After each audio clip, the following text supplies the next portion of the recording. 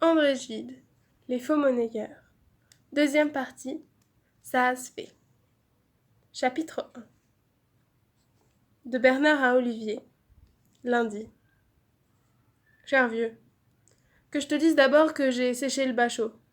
Tu l'auras compris sans doute en ne m'y voyant pas. Je me présenterai en octobre. Une occasion unique s'est offerte à moi de partir en voyage. J'ai sauté dessus. Et je ne m'en repens pas. Il fallait se décider tout de suite. Je n'ai pas pris le temps de réfléchir, pas même de te dire adieu. À ce propos, je suis chargée de t'exprimer tous les regrets de mon compagnon de voyage d'être parti sans te revoir. Car, sais-tu qui m'emmenait? Tu le devines déjà. C'est Édouard, c'est ton fameux oncle, que j'ai rencontré le soir même de son arrivée à Paris, dans des circonstances assez extraordinaires et sensationnelles, que je te raconterai plus tard. Mais tout est extraordinaire dans cette aventure, et quand j'y repense, la tête me tourne. Encore aujourd'hui, j'hésite à croire que c'est vrai, que c'est bien moi qui t'écris ceci, qui suis en Suisse avec Édouard et... Allons, il faut bien tout te dire, mais surtout déchire ma lettre et garde tout cela pour toi. Imagine-toi que cette pauvre femme, abandonnée par ton frère Vincent, celle que tu entendais sangloter une nuit près de ta porte, et à qui tu as été bien idiot de ne pas ouvrir, permets-moi de te le dire, se trouvait une grande amie d'Édouard, la propre fille de Védel, la sœur de ton ami Armand. Je ne devrais pas te raconter tout cela, car il y va de l'honneur d'une femme. Mais je crèverais si je ne le racontais à personne. Encore une fois, garde cela pour toi. Tu sais déjà qu'elle venait de se marier. Tu sais peut-être que, peu de temps après son mariage, elle est tombée malade et qu'elle est allée se soigner dans le Midi. C'est là qu'elle a fait la connaissance de Vincent, à Pau.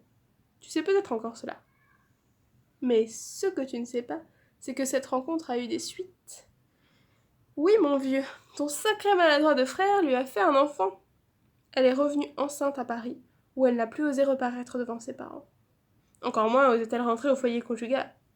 Cependant, ton frère la plaquait, dans les conditions que tu sais. Je t'épargne les commentaires, mais puis-je te dire que Laura Douvier n'a pas eu un mot de reproche et de ressentiment contre lui. Au contraire, elle invente tout ce qu'elle peut pour excuser sa conduite. Bref, c'est une femme très bien, une tout à fait belle nature. Et quelqu'un qui est décidément très bien aussi, c'est Édouard. Comme elle ne savait plus que faire ni où aller, il lui a proposé de l'emmener en Suisse. Et du même coup, il m'a proposé de les accompagner. Parce que ça le gênait de voyager en tête-à-tête avec elle, vu qu'il n'a pour elle que des sentiments d'amitié. Nous voici donc partis tous les trois. Ça s'est décidé en 5 secs. Juste le temps de faire ses valises et de me nipper. Car tu sais que j'avais quitté la maison sans rien. Ce qu'Édouard a été gentil en la circonstance, tu peux t'en faire une idée. Et de plus, il me répétait tout le temps que c'était moi qui lui rendais service. Oui, mon vieux, tu m'avais pas menti. Ton oncle est un type épatant. Le voyage a été assez pénible parce que Laura a été très fatiguée et que son état, elle commence son 3e mois de grossesse, exigeait beaucoup de ménagement. Et l'endroit où nous avions résolu d'aller, pour des raisons qu'il serait trop long de te dire, est d'accès assez difficile. Laura, du reste, compliquait souvent les choses en refusant de prendre des précautions. Il fallait l'y forcer. Elle répétait tout le temps qu'un accident était ce qui pourrait lui arriver de plus heureux. Tu penses si nous étions au petit soin avec elle? Ah, mon ami, quelle femme admirable! Je ne me sens plus le même qu'avant de l'avoir connue. Et il y a des pensées que je n'ose plus formuler, des mouvements de mon cœur que je réfrène, parce que j'aurais honte de ne pas être digne d'elle. Oui, vraiment, près d'elle, on est comme forcé de penser noblement. Ça n'empêche pas que la conversation entre nous trois est très libre, car Laura n'est pas bégueule du tout, et nous parlons de n'importe quoi. Mais je t'assure que, devant elle, il y a des tas de choses que je n'ai plus du tout envie de blaguer, et qui me paraissent aujourd'hui très sérieuses. Tu vas croire que je suis amoureux d'elle. Eh bien, mon vieux, tu ne te tromperais pas. C'est fou, n'est-ce pas? Me vois-tu amoureux d'une femme enceinte, que naturellement je respecte, et n'oserais pas toucher du bout du doigt? Tu vois que je ne tourne pas au noceur.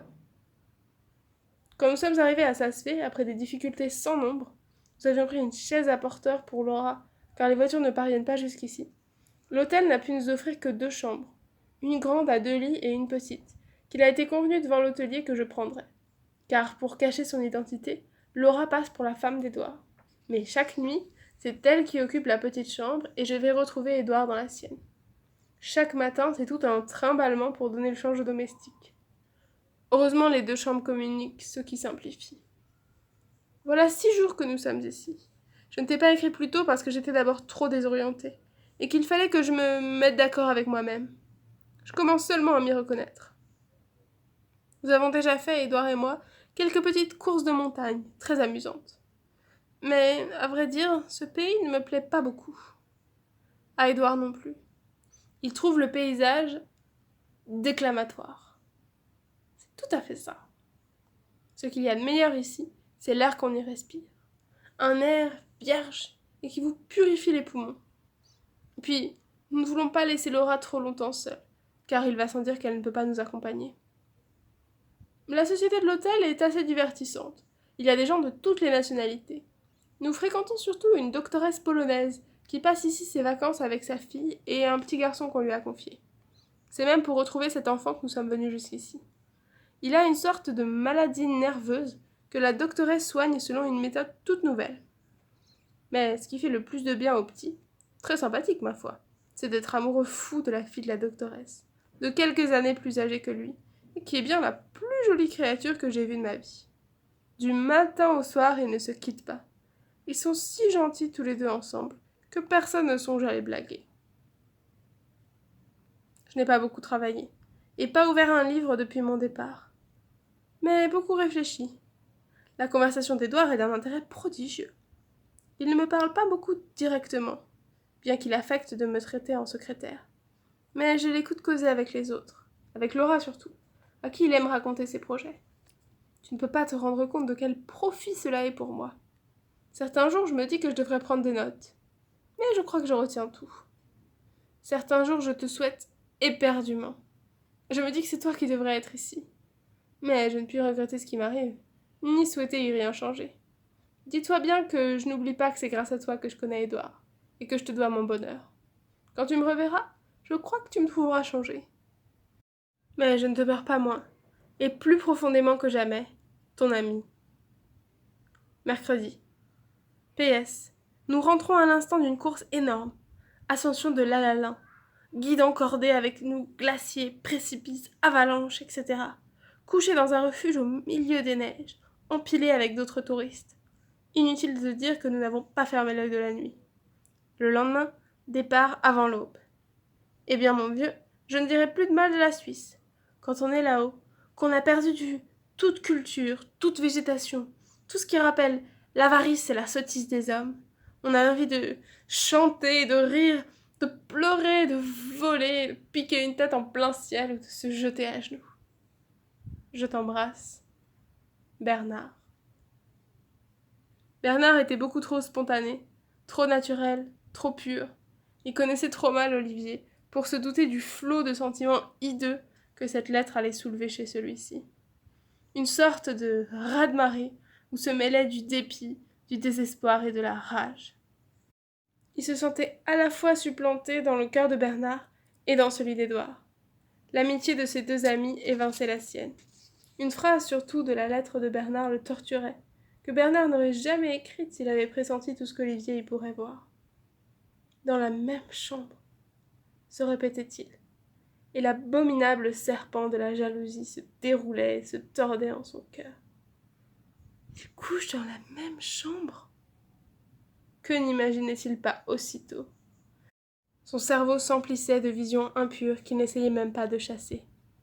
Il n'était jaloux particulièrement ni d'Édouard ni de Bernard, mais des deux. Il les imaginait tour à tour l'un et l'autre, ou simultanément, et les enviait à la fois. Il avait reçu la lettre à midi. C'est ainsi, se redisait-il tout le restant du jour. Cette nuit, les démons de l'enfer l'habitèrent. Le lendemain, il se précipita chez Robert.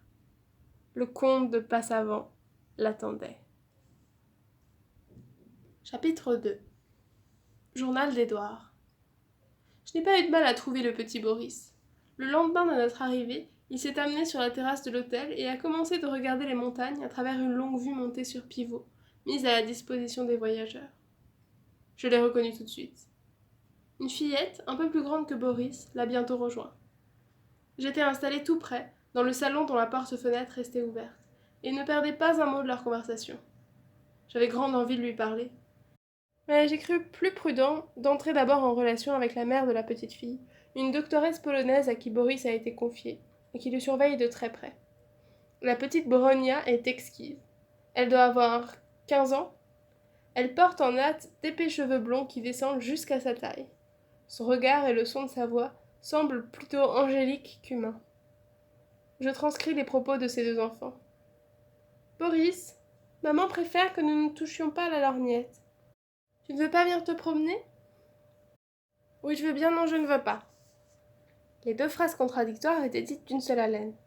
Bronia ne retint que la seconde et reprit. Pourquoi? Il fait trop chaud, il fait trop froid. Il avait laissé la lorgnette. Voyons, Boris, sois gentil. Tu sais que cela ferait plaisir à maman que nous sortions ensemble. Où as-tu mis ton chapeau? Vibrocote comme une patoff. Plaf, plaf. Qu'est-ce que ça veut dire? Rien.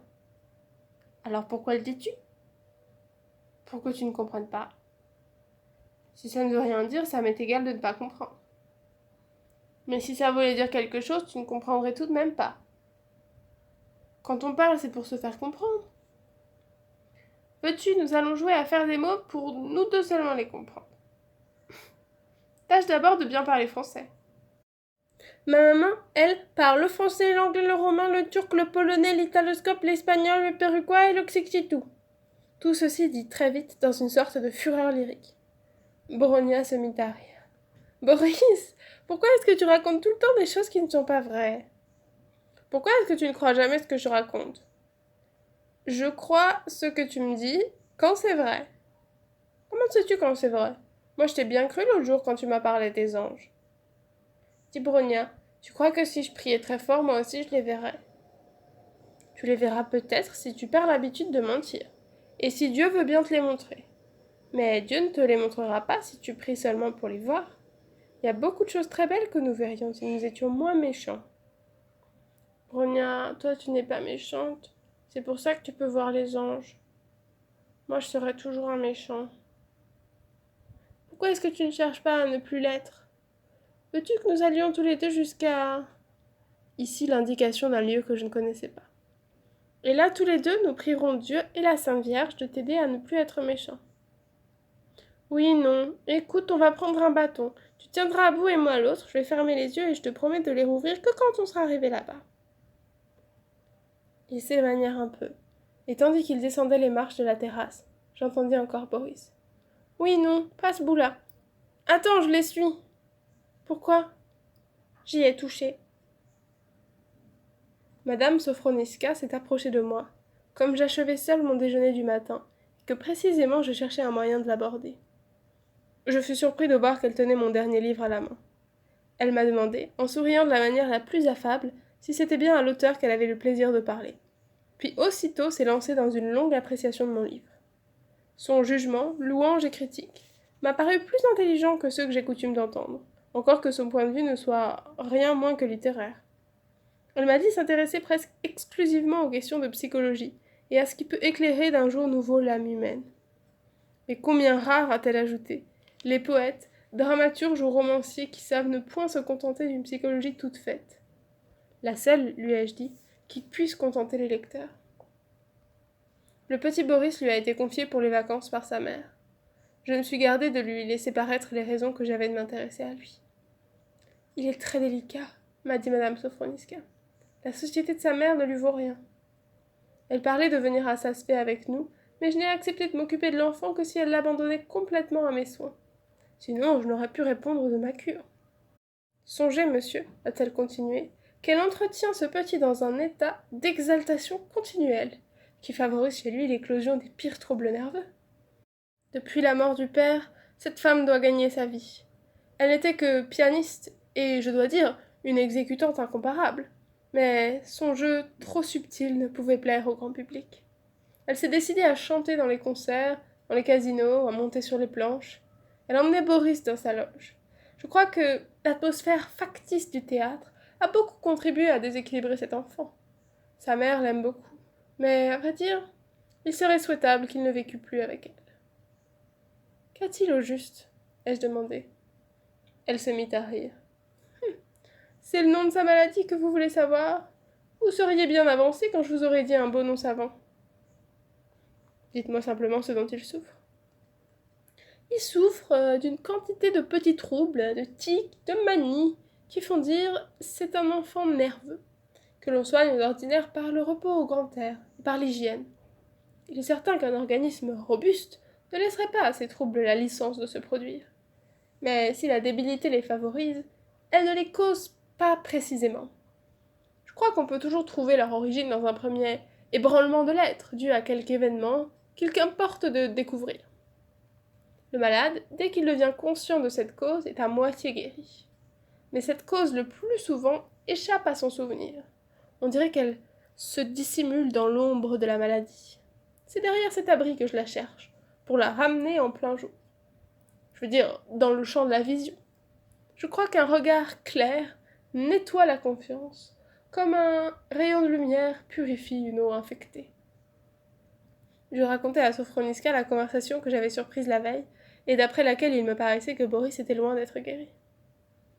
C'est aussi que je suis loin de connaître du passé de Boris tout ce que j'aurais besoin de connaître. Il n'y a pas longtemps que j'ai commencé mon traitement. En quoi consiste-t-il ? Oh, simplement à le laisser parler. Chaque jour, je passe près de lui 1 ou 2 heures. Je le questionne, mais très peu. L'important est de gagner sa confiance. Déjà, je sais beaucoup de choses. J'en pressens beaucoup d'autres. Mais le petit se défend encore, il a honte. Si j'insistais trop vite et trop fort, si je voulais brusquer sa confiance, j'irais à l'encontre de ce que je souhaite obtenir. Complet abandon. Il se rebifferait, tant que je ne serais pas parvenue à triompher de sa réserve, de sa pudeur. L'inquisition dont elle me parlait me parut à ce point attentatoire que j'eus peine à retenir un mouvement de protestation. Mais ma curiosité l'emportait. Serait-ce à dire que vous attendez de ce petit quelque révélation impudique ? Ce fut à elle de protester. Impudique ? Il n'y a pas là plus d'impudeur qu'à se laisser ausculter. J'ai besoin de tout savoir, et particulièrement ce que l'on a le plus grand souci de cacher. Il faut que j'amène Boris jusqu'à l'aveu complet. Avant cela, je ne pourrais pas le guérir. Vous soupçonnez donc qu'il a des aveux à vous faire ? Êtes-vous bien certaine, excusez-moi, de ne pas lui suggérer ce que vous voudriez qu'il avoue ? Cette préoccupation ne doit pas me quitter, et c'est elle qui m'enseigne tant de lenteur. J'ai vu des juges d'instruction maladroits souffler sans le vouloir à un enfant un témoignage inventé de toutes pièces, et l'enfant, sous la pression d'un interrogatoire, mentir avec une parfaite bonne foi, donner créance à des méfaits imaginaires. Mon rôle est de laisser venir, et surtout ne rien suggérer. Il y faut une patience extraordinaire. Je pense que la méthode ici vaut ce que vaut l'opérateur. Je n'osais le dire. Je vous assure qu'après quelques temps de pratique, on arrive à une extraordinaire habileté, une sorte de divination, d'intuition, si vous préférez. Du reste, on peut parfois se lancer sur de fausses pistes. L'important, c'est de ne pas s'y obstiner. Tenez, savez-vous comment débutent tous nos entretiens ? Boris commence par me raconter ce qu'il a rêvé pendant la nuit. Qui vous dit qu'il n'invente pas ? Et quand il inventerait ? Toute invention d'une imagination maladive est révélatrice. Elle se tut quelques instants, puis... Invention, imagination maladive. Non, ce n'est pas cela. Les mots nous trahissent. Boris, devant moi, rêve à voix haute. Il accepte tous les matins de demeurer 1 heure durant dans cet état de demi-sommeil où les images qui se proposent à nous échappent au contrôle de notre raison. Elles se groupent, s'associent, non plus selon la logique ordinaire, mais selon des affinités imprévues. Surtout, elles répondent à une mystérieuse exigence intérieure, celle même qu'il m'importe de découvrir. Et ces divagations d'un enfant m'instruisent bien plus que ne saurait le faire la plus intelligente analyse du plus conscient des sujets. Bien des choses échappent à la raison. Et celui qui, pour comprendre la vie, y applique seulement la raison, est semblable à quelqu'un qui prétendrait saisir une flamme avec des pincettes. Il n'a plus devant lui qu'un morceau de bois charbonneux, qui cesse aussitôt de flamber.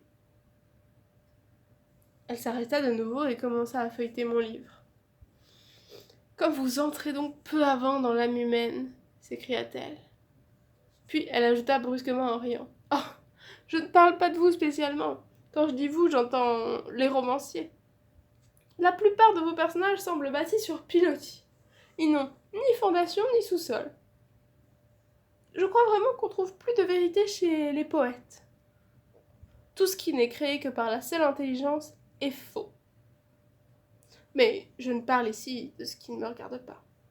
Savez-vous ce qui me désoriente dans Boris? C'est que je le crois d'une très grande pureté. Pourquoi dites-vous que cela vous désoriente? Parce qu'alors je ne sais plus où chercher la source du mal. 9 fois sur 10, on trouve à l'origine d'un dérangement semblable un gros secret, honteux. On le trouve en chacun de nous peut-être, dis-je. Mais il ne nous rend pas tous malades, Dieu merci. À ce moment, Madame Sophroniska se leva. Elle venait de voir à la fenêtre passer Bronia. « Tenez, dit-elle en me la montrant. Le voilà, le vrai médecin de Boris. Elle me cherche. Il faut que je vous quitte. Mais je vous reverrai, n'est-ce pas? Je comprends de reste ce que Sophroniska reproche au roman de ne point lui offrir. Mais ici, certaines raisons d'art, certaines raisons supérieures, lui échappent, qui me font penser que ce n'est pas d'un bon naturaliste qu'on peut faire un bon romancier. J'ai présenté Laura à Madame Sophroniska. Elle semble bien s'entendre et j'en suis heureux. J'ai moins scrupule à m'isoler lorsque je sais qu'elles bavardent ensemble. Je regrette que Bernard ne trouve ici aucun compagnon de son âge, mais du moins son examen à préparer l'occupe de son côté plusieurs heures par jour. J'ai pu me remettre à mon roman. Chapitre 3. Malgré la première apparence, et encore que chacun, comme on dit, imite du sien, cela n'allait qu'à moitié bien entre l'oncle Édouard et Bernard. Laura non plus ne se sentait pas satisfaite. Et comment eût-elle pu l'être? Les circonstances l'avaient forcée d'assumer un rôle pour lequel elle n'était point née. Son honnêteté l'y gênait. Comme ces créatures aimantes et dociles qui font les épouses les plus dévouées, elle avait besoin, pour prendre appui, des convenances, et se sentait sans force depuis qu'elle était désencadrée. Sa situation vis-à-vis d'Édouard lui paraissait de jour en jour plus fausse. Ce dont elle souffrait surtout, et qui, pour peu que s'y attardât sa pensée, lui devenait insupportable, c'était de vivre aux dépens de ce protecteur. Au mieux, de ne lui donner rien en échange. Ou, plus exactement encore, c'était qu'Édouard ne lui demandât rien en échange, alors qu'elle se sentait prête à tout lui accorder. Les bienfaits, dit Tacite à travers Montaigne, ne sont agréables que tant que l'on peut s'acquitter. Et sans doute cela n'est vrai que pour les âmes nobles, mais Laura certes était de celle-ci. Alors qu'elle eût voulu donner, c'était elle qui recevait sans cesse, et ceci l'irritait contre Édouard. De plus, lorsqu'elle se remémorait le passé, il lui paraissait qu'Édouard l'avait trompée en éveillant en elle un amour qu'elle sentait encore vivace, puis en se dérobant à cet amour et en le laissant sans emploi. N'était-ce pas là le secret motif de ses erreurs, de son mariage avec Douvier auquel elle s'était résignée, auquel Édouard l'avait conduite, puis de son laisser-aller sitôt ensuite aux sollicitations du printemps? Car elle devait bien se l'avouer, dans les bras de Vincent, c'était Édouard encore qu'elle cherchait. Et, ne s'expliquant pas cette froideur de son amant, elle s'en faisait responsable, se disait qu'elle l'eût pu vaincre, si belle ou si plus hardie, et ne parvenant pas à le haïr, elle s'accusait elle-même, se dépréciait, se déniait toute valeur, et supprimait sa raison d'être, ne se reconnaissait plus de vertu. Ajoutons encore que cette vie de campement, imposée par la disposition des chambres, et qui pouvait paraître si plaisante à ses compagnons, froissait en elle maintes pudeurs. Et elle n'entrevoyait aucune issue à cette situation, pourtant difficilement prolongeable. Laura ne puisait un peu de réconfort et de joie qu'en s'inventant vis-à-vis de Bernard de nouveaux devoirs de marraine ou de sœur aînée. Elle était sensible à ce culte que lui vouait cet adolescent plein de grâce. L'adoration dont elle était l'objet la retenait sur la pente de ce mépris de soi-même, de ce dégoût qui peut mener à des résolutions extrêmes les êtres les plus irrésolus. Bernard, chaque matin, quand une excursion en montagne ne l'entraînait pas avant l'aube, car il aimait se lever tôt, passait 2 pleines heures auprès d'elle à lire de l'anglais. L'examen auquel il devait se présenter en octobre était un prétexte commode. On ne pouvait vraiment pas dire que ses fonctions de secrétaire lui prissent beaucoup de temps. Elles étaient mal définies. Bernard, lorsqu'il les avait assumées, s'imaginait déjà assis devant une table de travail, écrivant sous la dictée d'Édouard, mettant en aide des manuscrits. Édouard ne dictait rien. Les manuscrits, si tant est qu'il en eût, restaient enfermés dans la malle. À toute heure du jour, Bernard avait sa liberté. Mais comme il ne tenait qu'à Édouard d'utiliser davantage un zèle qui ne demandait qu'à s'employer, Bernard ne se faisait point trop souci de sa vacance, et de ne gagner point cette vie assez large que grâce à la munificence d'Édouard il menait. Il était bien résolu à ne se laisser point embarrasser par les scrupules.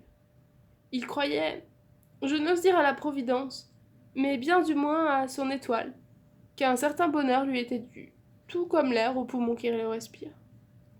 Édouard en était le dispensateur, au même titre que l'orateur sacré, selon Bossuet, celui de la sagesse divine.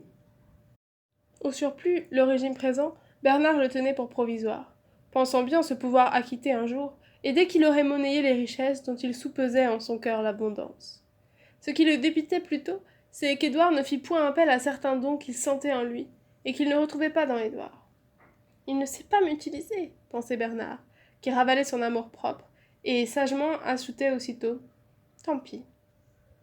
Mais alors, entre Édouard et Bernard, d'où pouvait provenir la gêne ? Bernard me paraît être de cette sorte d'esprit qui trouve dans l'opposition leur assurance. Il ne supportait pas qu'Édouard prît ascendant sur lui, et devant que de céder à l'influence, il regimbait. Édouard, qui ne songeait aucunement à le plier, tour à tour s'irritait et se désolait à le sentir rétif, prêt à se défendre sans cesse, ou du moins à se protéger. Il en venait donc à douter s'il n'avait pas fait un pas de clair en emmenant avec lui ces deux êtres qu'il n'avait réunis, semblait-il, que pour les liguer contre lui. Incapable de pénétrer les sentiments secrets de Laura, il prenait pour de la froideur son retrait et ses réticences. Il lui était bien gêné d'y voir clair, et c'est ce que Laura comprenait, de sorte que son amour dédaigné n'employait plus sa force qu'à se cacher et à se taire. L'heure du thé les rassemblait à l'ordinaire tous trois dans la grande chambre. Il arrivait souvent que, sur leur invite, Madame Sophroniska se joignait à eux, principalement les jours où Boris et Bronia étaient partis en promenade. Elle les laissait très libres malgré leur jeune âge. Elle avait parfaite confiance en Bronia, la connaissant pour très prudente, et particulièrement avec Boris, qui se montrait particulièrement docile avec elle. Le pays était sûr, car il n'était pas question pour eux, certes, de s'aventurer en montagne, ni même d'escalader les rochers proches de l'hôtel. Certains jours que les deux enfants avaient obtenu la permission d'aller jusqu'au pied du glacier, à condition de ne s'écarter point de la route, Madame Sophroniska, conviée au thé et encouragée par Bernard et par Laura, s'enhardit jusqu'à oser prier Édouard de leur parler de son futur roman, si toutefois cela ne lui était pas désagréable. Nullement. Mais je ne puis vous le raconter. Pourtant, il sembla presque se fâcher, lorsque Laura lui demanda, question évidemment maladroite, à quoi ce livre ressemblerait. « À rien !» s'était-il écrié. Puis, aussitôt, et comme s'il n'avait attendu que cette provocation.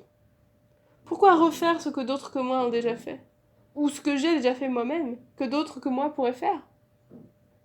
Édouard n'eut pas plutôt proféré ces paroles qu'il en sentit l'inconvenance, l'outrance et l'absurdité. Du moins ces paroles lui parurent-elles inconvenantes et absurdes, ou du moins craignait-il qu'elles n'apparussent-elles au jugement de Bernard. Édouard était très chatouilleux. Dès qu'on lui parlait de son travail, et surtout dès qu'on l'en faisait parler, on eût dit qu'il perdait la tête. Il tenait en parfait mépris la coutumière fatuité des auteurs. Il mouchait de son mieux la sienne propre, mais il cherchait volontiers dans la considération d'autrui un renfort à sa modestie. Cette considération venait-elle à manquer, la modestie tout aussitôt faisait faillite.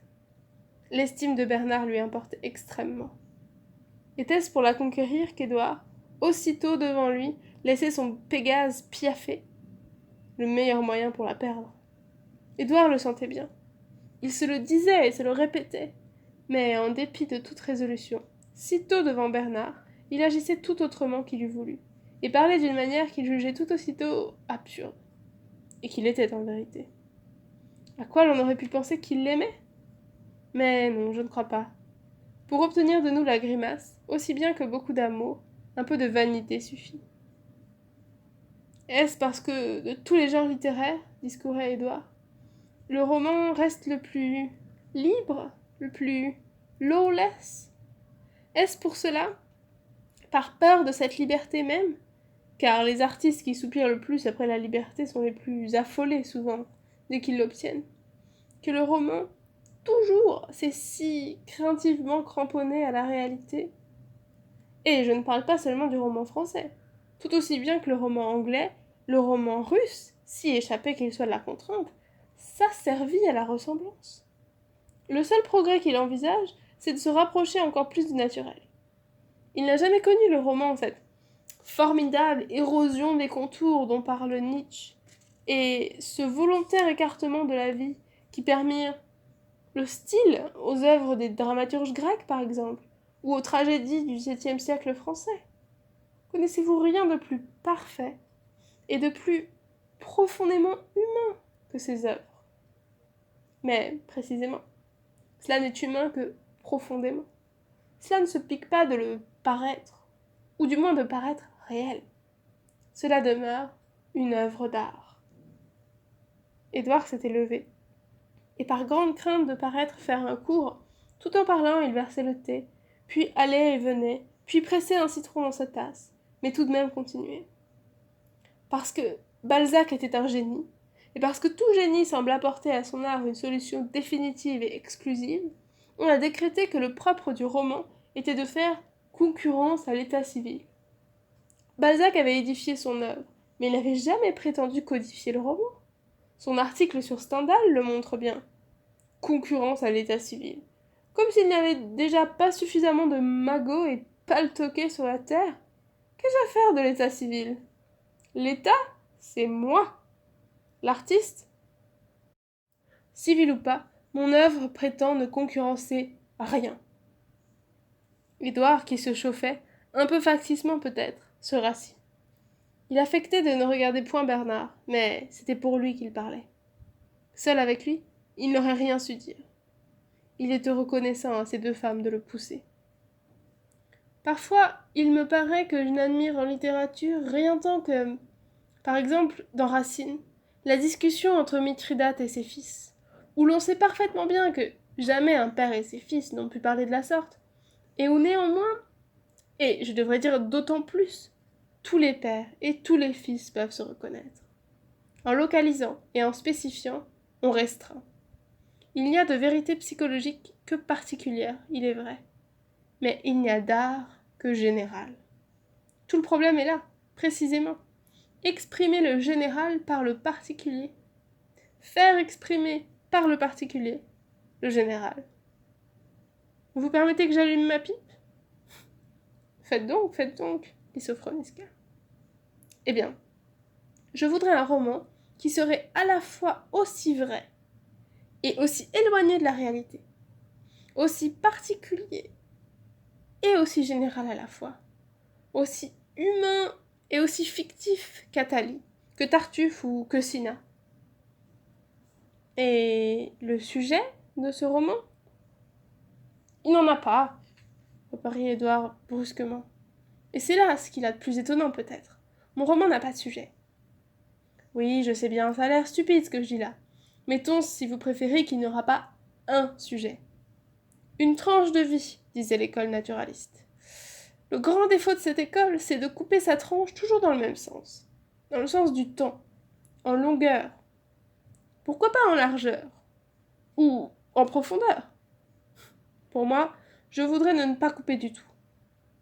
Comprenez-moi. Je voudrais tout y faire rentrer dans ce roman. Pas de coup de ciseau pour arrêter, ici plutôt que là, sa substance. Depuis plus d'1 an que j'y travaille, il ne m'arrive rien que je n'y verse, et que je n'y veuille faire rentrer. Ce que je vois, ce que je sais, tout ce que m'apprend la vie des autres et la mienne. Et tout cela stylisé, dit Sophronisca, feignant l'attention la plus vive, mais sans doute avec un peu d'ironie. Laura ne put réprimer un sourire.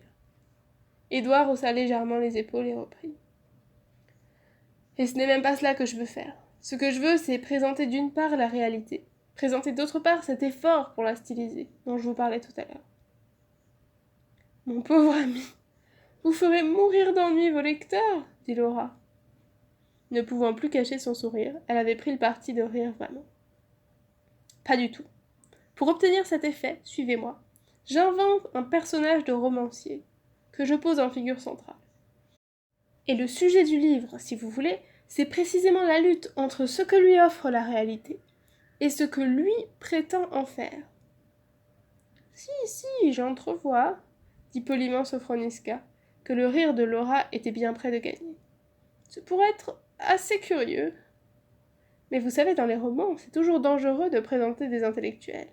Ils assomment le public. On parvient à leur faire dire que des âneries, et à tout ce qui les touche, ils communiquent un air abstrait. Et puis, je vois très bien ce qui va arriver, s'écria Laura. Dans ce romancier, vous ne pourrez faire autrement que de vous peindre. Elle avait pris depuis quelque temps, en parlant à Édouard, un ton persifleur, qui l'étonnait elle-même, et qui désarçonnait Édouard d'autant plus qu'il en surprenait un reflet dans les regards malicieux de Bernard. Édouard protesta. Mais non, j'aurai le soin de le faire très désagréable. Laura s'était lancée. C'est cela. Tout le monde vous y reconnaîtra, dit-elle en éclatant d'un rire si franc qu'il entraîna celui des trois autres. Et le plan de ce livre est fait demanda Sophroniska, en tâchant de reprendre son sérieux. Naturellement pas.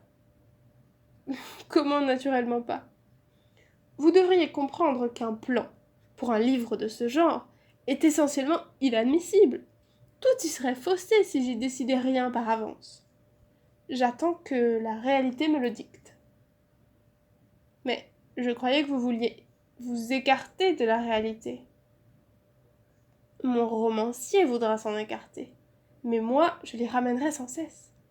À vrai dire, ce sera là le sujet, la lutte entre les faits proposés par la réalité et la réalité idéale. L'illogisme de son propos était flagrant, sautait aux yeux d'une manière pénible.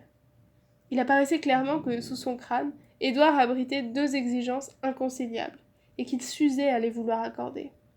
« Et c'est très avancé ?» demanda poliment Sophroniska. « Cela dépend de ce que vous entendez par là. À vrai dire, du livre même, je n'ai pas encore écrit une ligne. Mais j'y ai déjà beaucoup travaillé. J'y pense chaque jour, sans cesse. J'y travaille d'une façon très curieuse, que je m'en vais vous dire.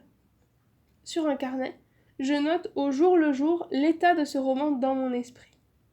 Oui, c'est une sorte de journal que je tiens, comme on ferait celui d'un enfant. C'est-à-dire qu'au lieu de me contenter de résoudre à mesure qu'elle se propose chaque difficulté, et toute œuvre d'art n'est que la somme ou le produit des solutions d'une quantité de menues difficultés successives, chacune de ces difficultés, je l'expose, je l'étudie. Si vous voulez, ce carnet contient la critique de mon roman, ou au mieux, du roman en général. Songez à l'intérêt qu'aurait pour nous un semblable carnet tenu par Dickens ou Balzac, si nous avions le journal de l'éducation sentimentale, ou des frères Karamazov. L'histoire de l'œuvre, de sa gestation, mais ce serait passionnant, plus intéressant que l'œuvre elle-même. Édouard espérait confusément qu'on lui demanderait de lire ses notes, mais aucun des trois autres ne manifesta la moindre curiosité. Au lieu de cela, « Mon pauvre ami, dit Laura avec un accent de tristesse, ce roman, je vois bien que jamais vous ne l'écrirez. Eh bien, je vais vous dire une chose, s'écria dans un élan impétueux Édouard. Ça m'est égal. Oui, si je ne parviens pas à l'écrire, ce livre, c'est que l'histoire du livre m'aura plus intéressé que le livre lui-même, qu'elle aura pris sa place. Et ce sera tant mieux. Ne craignez-vous pas, en quittant la réalité, de vous égarer dans des régions mortellement abstraites et de faire un roman, non d'êtres vivants, mais d'idées demanda Sophroniska craintivement. Et quand cela serait cria Édouard avec un redoublement de vigueur.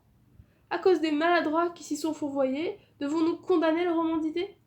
En guise de roman d'idées, on nous a servi jusqu'à présent que d'exécrables romans à thèse. Mais il ne s'agit pas de cela, vous pensez bien. Les idées, je vous l'avoue, m'intéressent plus que les hommes. M'intéressent par-dessus tout. Elles vivent, elles combattent, elles agonisent comme les hommes. Naturellement, on peut dire que nous ne les connaissons que par les hommes, de même que nous n'avons connaissance du vent que par les roseaux qui l'inclinent. Et tout de même, le vent importe plus que les roseaux. Le vent existe indépendamment des roseaux, hasarda Bernard. Son intervention fit rebondir Édouard qui l'attendait depuis longtemps. Oui, je sais, les idées n'existent que par les hommes. Mais c'est bien là le pathétique. elles vivent aux dépens d'eux. Bernard avait écouté tout cela avec une attention soutenue. Il avait plein de scepticisme, et peu s'en fallait qu'Édouard ne lui parût un songe creux. Dans les derniers instants, pourtant, l'éloquence de celui-ci l'avait ému. Sous le souffle de cette éloquence, il avait senti s'incliner sa pensée. Mais, se disait Bernard, comme un roseau après que le vent a passé, celle-ci bientôt se redresse. Il se remémorait ce qu'on leur enseignait en classe. Les passions mènent l'homme, non les idées. Cependant, Édouard continuait. Ce que je voudrais faire, comprenez-moi, c'est quelque chose qui serait comme l'art de la fugue. Et je ne vois pas pourquoi ce qui fut possible en musique serait impossible en littérature. À quoi Sophroniska ripostait que la musique est un art mathématique, et qu'au surplus, à n'en considérer exceptionnellement plus que le chiffre, à en bannir le pathos et l'humanité, Bach avait réussi le chef-d'œuvre abstrait de l'ennui, une sorte de temple astronomique où ne pouvaient pénétrer que de rares initiés. Édouard protestait aussitôt qu'il trouvait ce temple admirable, qu'il y voyait l'aboutissement et le sommet de toute la carrière de Bach. Après quoi, ajouta Laura, on a été guéri de la fugue pour longtemps, l'émotion humaine ne trouvant plus à s'y loger, à chercher d'autres domiciles. La discussion se perdait en arguties. Bernard, qui jusqu'à ce moment avait gardé le silence, mais qui commençait à s'impatienter sur sa chaise, à la fin n'y tint plus. Avec une déférence extrême, exagérée même, comme chaque fois qu'il adressait la parole à Édouard, mais avec cette sorte d'enjouement qui semblait faire de cette déférence un jeu. « Pardonnez-moi, monsieur, dit-il, de connaître le titre de votre livre, puisque c'est par une indiscrétion, sur laquelle vous avez bien voulu, je crois, passer l'éponge. Ce titre, pourtant, semblait annoncer une histoire. Oh, mais dites-nous ce titre, dit Laura. Ma chère amie, si vous voulez. Mais je vous avertis qu'il est possible que j'en change. Je crains qu'il ne soit un peu trompeur. Tenez, dites-le leur, Bernard. Vous permettez ? Les faux monnayeurs, dit Bernard. Mais maintenant, à votre tour, dites-nous. Ces faux monnayeurs, qui sont-ils ? Eh bien, je n'en sais rien, dit Édouard. Bernard et Laura se regardèrent, puis regardèrent Sophroniska. On entendit un long soupir. Je crois qu'il fut poussé par Laura. À vrai dire, c'est à certains de ses confrères qu'Édouard pensait d'abord en pensant aux faux monnayeurs, et singulièrement au vicomte de Passavant. Mais l'attribution s'était bientôt considérablement élargie. Suivant que le vent de l'esprit soufflait, ou de Rome ou d'ailleurs, ces héros tour à tour devenaient prêtres ou francs-maçons. Son cerveau, s'il l'abandonnait à sa pente, chavirait vite dans l'abstrait, où il se vautrait tout à l'aise. Les idées de change, de dévalorisation, d'inflation, peu à peu envahissaient son livre, comme les théories du vêtement, le Sartor Resartus de Carlyle, où elles usurpaient la place des personnages. Édouard, ne pouvant parler de cela, se taisait de la manière la plus gauche, et son silence, qui semblait un aveu de disette, commençait à gêner beaucoup les trois autres. Vous est-il arrivé déjà de tenir entre les mains une pièce fausse ? Demanda-t-il enfin. Oui, dit Bernard, mais le nom des deux femmes couvrit sa voix. Eh bien, imaginez une pièce d'or de 10 francs, qui soit fausse. Elle ne vaut en réalité que 2 sous. Elle vaudra 10 francs tant qu'on ne reconnaîtra pas qu'elle est fausse. Si je pars de cette idée que... Mais pourquoi partir d'une idée ? Interrompit Bernard impatienté. Si vous partiez d'un fait bien exposé, l'idée viendrait l'habiter elle-même. Si j'écrivais les faux monnayeurs, je commencerais par présenter cette pièce fausse, cette petite pièce dont vous parliez à l'instant. Et que voici. Ce disant, il saisit dans son gousset une petite pièce de 10 francs qu'il jeta sur la table. Écoutez comme elle sonne bien, presque le même son que les autres. On jurait qu'elle est en or. J'ai été pris ce matin, comme l'épicier qui me l'a passée y fut pris, m'a-t-il dit, lui-même. Elle n'a pas tout à fait le poids, je crois, mais elle a l'éclat, et presque le son d'une vraie pièce. Son revêtement est en or, de sorte qu'elle veut pourtant un peu plus de dessous, mais elle est en cristal. À l'usage, elle va devenir transparente. Non, non, ne la frottez pas, vous me l'abîmeriez. Déjà, on voit presque au travers. Édouard l'avait saisie et la considérait avec la plus attentive curiosité. Mais de qui l'épicier la tient-il ? Il ne sait plus. Il croit qu'il l'a depuis plusieurs jours dans son tiroir. Il s'amusait à me la passer pour voir si j'y serais pris. J'allais l'accepter, ma parole, mais comme il est honnête, il m'a détrompé. Puis il me l'a laissée pour 5 francs. Il voulait la garder pour la montrer à ce qu'ils appellent les amateurs. J'ai pensé qu'il ne saurait y en avoir de meilleur que l'auteur des faux monnayeurs. Et c'est pour vous la montrer que je l'ai prise. Mais maintenant que vous me l'avez examinée, rendez-la moi. Je vois, hélas, que la réalité ne vous intéresse pas. Si, dit Edouard. Mais elle me gêne. C'est dommage, reprit Bernard. Journal d'Edouard. Ce même soir. Sophroniska, Bernard et Laura m'ont questionné sur mon roman. Pourquoi me suis-je laissé aller à parler? Je n'ai dit que des âneries, interrompues heureusement par le retour des deux enfants, rouges, essoufflés, comme s'ils avaient beaucoup couru. Sitôt entrée, Bronia s'est précipitée sur sa mère. J'ai cru qu'elle allait sangloter. « Maman !» s'écria-t-elle. « Gronde un peu Boris. Il voulait se coucher tout nu dans la neige. » Sophroniska a regardé Boris qui se tenait sur le pas de la porte, le front bas et avec un regard fixe qui semblait presque haineux. Elle a semblé de ne pas s'apercevoir de l'expression insolite de cet enfant, mais avec un calme admirable. « Écoute, Boris, a-t-elle dit, il ne faut pas faire cela le soir. Si tu veux, nous irons là-bas demain matin. Et d'abord, tu essayeras d'y aller nu-pieds. » Elle caressait doucement le front de sa fille, mais celle-ci, brusquement, est tombée à terre et s'est roulée dans des convulsions. Nous étions assez inquiets. Sophroniska l'a prise et l'a étendue sur le sofa. Boris, sans bouger, regardait avec de grands yeux hébétés cette scène. Je crois les méthodes d'éducation de Sophroniska excellentes en théorie, mais peut-être s'abuse-t-elle sur la résistance de ses enfants. Vous agissez comme si le bien devait toujours triompher du mal, lui ai-je dit un peu plus tard, quand je me suis trouvée seule avec elle. Après le repas, j'étais allée demander des nouvelles de Bronia, qui n'avait pas pu descendre au dîner. En effet, m'a-t-elle dit, je crois fermement que le bien doit triompher. J'ai confiance. Pourtant, par excès de confiance, vous pouvez vous tromper. Chaque fois que je me suis trompée, c'est que ma confiance n'a pas été assez forte. Aujourd'hui, en laissant sortir ses enfants, je m'étais laissée aller à leur montrer un peu d'inquiétude. Ils l'ont senti. Tout le reste est venu de là. Elle m'a pris la main. Vous n'avez pas l'air de croire à la vertu des convictions. Je veux dire, à leur force agissante. En effet, ai-je repris en riant, je ne suis pas mystique. Eh bien moi, s'est-elle écriée dans un élan admirable, je crois de toute mon âme que sans mysticisme, il ne se fait ici-bas rien de grand, rien de beau. Découvert sur le registre des voyageurs le nom de Victor Strouvilou.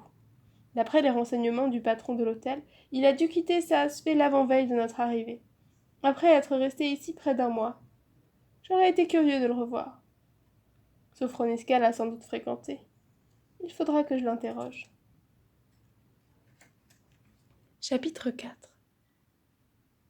Je voulais vous demander, Laura, dit Bernard, pensez-vous qu'il y ait rien sur cette terre qui ne puisse être mis en doute? C'est au point si je doute, si l'on ne pourrait prendre le doute même comme point d'appui. Car enfin lui, du moins je pense, ne nous fera jamais défaut. Je puis douter de la réalité de tout, mais pas de la réalité de mon doute. Je voudrais... Excusez-moi si je m'exprime d'une manière pédante. Je ne suis pas pédante de ma nature, mais je sors de philosophie, et vous ne sauriez croire le pli que la dissertation fréquente imprime bientôt à l'esprit. Je m'en corrigerai, je vous jure. Pourquoi cette parenthèse? Vous voudriez... Je voudrais écrire l'histoire de quelqu'un qui d'abord écoute chacun, et qui va, consultant chacun, à la manière de Panurge, avant de décider quoi que ce soit. Après avoir éprouvé que les opinions des uns et des autres, sur chaque point se contredisent, il prendrait le parti de n'écouter plus rien que lui, et du coup deviendrait très fort. C'est un projet de vieillard, dit Laura. Je suis plus mûre que vous croyez. Depuis quelques jours, je tiens un carnet comme Édouard. Sur la page de droite, j'écris une opinion. Dès que, sur la page de gauche, en regard, je peux inscrire l'opinion contraire. Tenez par exemple, l'autre soir, Sophroniska nous a dit qu'elle faisait dormir Boris et Bronia avec la fenêtre grande ouverte. Tout ce qu'elle nous a dit à l'appui de ce régime nous paraissait, n'est-il pas vrai, parfaitement raisonnable et probant. Mais voici qu'hier, au fumoir de l'hôtel, j'ai entendu ce professeur allemand qui vient d'arriver soutenir une théorie opposée. qui m'a paru, je l'avoue, plus raisonnable encore, et mieux fondée. L'important, disait-il, c'est durant le sommeil de restreindre le plus possible les dépenses et ce trafic d'échange qu'est la vie, ce qu'il appelait la carburation. C'est alors seulement que le sommeil devient vraiment réparateur. Il donnait en exemple les oiseaux qui se mettent la tête sous l'aile, tous les animaux qui se blottissent pour dormir, de manière à ne respirer plus qu'à peine, ainsi les races les plus proches de la nature, disait-il, les paysans les moins cultivés, se calfeutrent dans des alcôves. Les Arabes, forcés de coucher en plein air, du moins ramènent sur leur visage le capuchon de leur burnous. Mais, revenant à Sophronisca et aux 2 enfants qu'elle éduque, j'en viens à penser qu'elle n'a tout de même pas tort, et que ce qui est bon pour d'autres serait préjudiciable à ces petits, car si j'ai bien compris, ils ont en eux des germes de tuberculose. Bref, je me dis... Mais je vous ennuie ? Ne vous inquiétez donc pas de cela. Vous vous disiez ? Je ne sais plus. Allons, le voilà qui boude. N'ayez point honte de vos pensées. Je me disais que rien n'est bon pour tous, mais seulement par rapport à certains. Que rien n'est vrai pour tous, mais seulement par rapport à qui le croit-elle. Qu'il n'est méthode ni théorie qui soit applicable indifféremment à chacun. Que si, pour agir, il nous faut choisir, du moins nous avons libre choix. Que si nous n'avons pas libre choix, la chose est plus simple encore. Mais que ceci me devient vrai, non d'une manière absolue sans doute, mais par rapport à moi, qui me permet le meilleur emploi de mes forces, la mise en œuvre de mes vertus. Car tout à la fois je ne puis retenir mon doute, et j'ai l'indécision en horreur. Le molle et doux oreiller de Montaigne n'est pas fait pour ma tête, car je n'ai pas sommeil encore et je ne veux pas me reposer. La route est longue qui mène de ce que je croyais être à ce que peut-être je suis. J'ai peur parfois de m'être levée trop au matin. Vous avez peur ? Non, je n'ai peur de rien. Mais savez-vous que j'ai déjà beaucoup changé ? Ou du moins, mon paysage intérieur n'est déjà plus du tout le même que le jour où j'ai quitté la maison. Depuis, je vous ai rencontré. Tout aussitôt, j'ai cessé de rechercher par-dessus tout ma liberté. Peut-être n'avez-vous pas bien compris que je suis à votre service. Que faut-il entendre par là ? Oh, vous le savez bien. Pourquoi voulez-vous me le faire dire ? Attendez-vous de moi des aveux ? Non, non, je vous en prie, ne voilez pas votre sourire, ou je prends froid. Voyons, mon petit Bernard, vous n'allez pourtant pas prétendre que vous commencez à m'aimer ? Ah, je ne commence pas, dit Bernard. C'est vous qui commencez à le sentir peut-être, mais vous ne pouvez pas m'empêcher. Ce m'était si charmant de n'avoir pas à me méfier de vous. Si maintenant je ne dois plus vous approcher qu'avec précaution, comme une matière inflammable. Mais songez à la créature difforme et gonflée que bientôt je vais être. Mon seul aspect saura bien vous guérir. Oui, si je n'aimais de vous que l'aspect. Puis d'abord, je ne suis pas malade. Ou si c'est être malade que de vous aimer, je ne préfère ne pas guérir. Il disait tout cela gravement, tristement presque. Il la regardait plus tendrement que n'avait jamais fait Édouard ni Douvier, mais si respectueusement qu'elle n'en pouvait point prendre ombrage. Elle tenait sur ses genoux un livre anglais dont ils avaient interrompu la lecture et qu'elle feuilletait distraitement. On eût dit qu'elle n'écoutait point, de sorte que Bernard continuait sans trop de gêne. J'imaginais l'amour comme quelque chose de volcanique, du moins celui que j'étais né pour éprouver.